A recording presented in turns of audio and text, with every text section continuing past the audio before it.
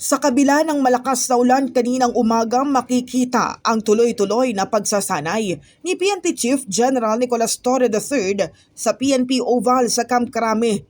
10 rounds ng jogging ang kinayang tapusin ng general, bahagi ng kanyang paghahanda sa charity boxing match kontra kay Davao City Mayor Baste Duterte. Ito'y kahit pa may mga inilatag na kondisyon si Duterte bago matuloy ang kanilang laban. Huwag kang mag-alala, Torre, kasi matagal ko na talaga gusto makabugbog ng unggoy. Kung gusto mo lang talaga ng suntukan, bakit kailangan mo pa ng charity? Why do you need kailangan mo pang gamitin yung nangyayari ngayon na baha dyan sa Metro Manila? If you're really serious about this, kung gusto mo yung charity na yan and you've laid some conditions, then let me lay my own conditions for the event. Kung serious ka talaga ha, these are my conditions.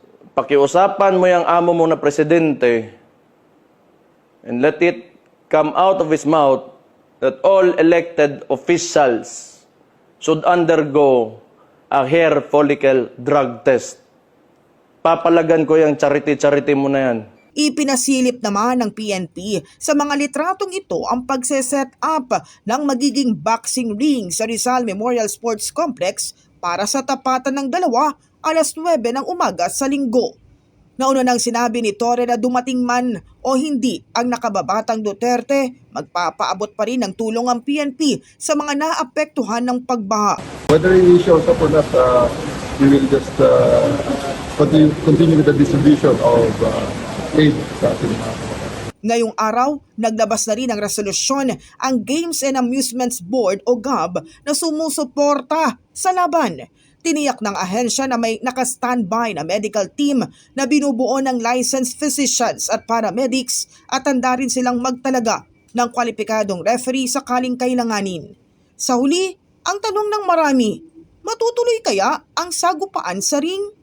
In the heart of changing lives, ako si Brigada Kath Austria ng 105.1 Brigada News FM Manila, the Music and News Authority.